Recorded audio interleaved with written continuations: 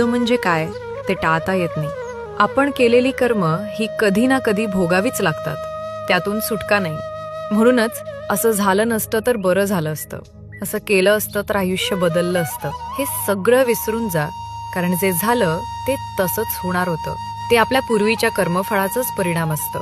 कंसाचा वध केल्यानंतर जेव्हा श्रीकृष्णाने वासुदेव देवकीची कारागृहातून सुटका केली, तेव्हा देवकी भावुक होऊन म्हणाली, कृष्णा, तू स्वतः परमेश्वर आहेस ना, तर मग तू कधीही कंसाचा वध करून आमची सुटका करू शकत होतास. मग 14 वर्ष आमचं दुःख का वाढवलंस?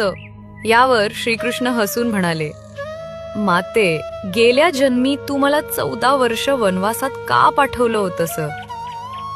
देवकी चकित झाली. ती म्हणाली, मी तुला वनवासात कधी पाठवलं? हे काय बोलतोयस? श्रीकृष्ण पुन्हा म्हणाले, माते, तुला आठवत नाही कारण ती घटना गत जन्मातील आहे. त्या जन्मी तू कैकई होतीस आणि तुझ्याच इच्छेमुळे मला 14 वर्ष वनवासाला जावं लागलं होतं. हे ऐकून देवकी अधिकच थक्क झाली आणि म्हणाली, अरे, जर मी कैकई होते तर त्या जन्मी कौसल्या कोण होती?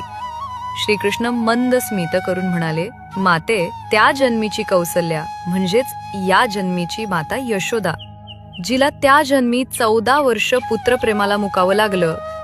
तेच प्रेम या जन्मी तिला माझ्या बालरूपात लाभलं आणि तुला पुत्र असूनही त्याचं सुख उपभोगता आलं नाही.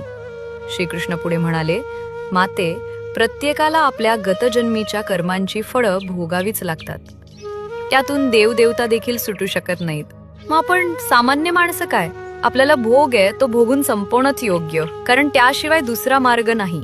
गतजन्मातील पाप ही भोग रूपानं समोर येतात आणि ती भोगल्याशिवाय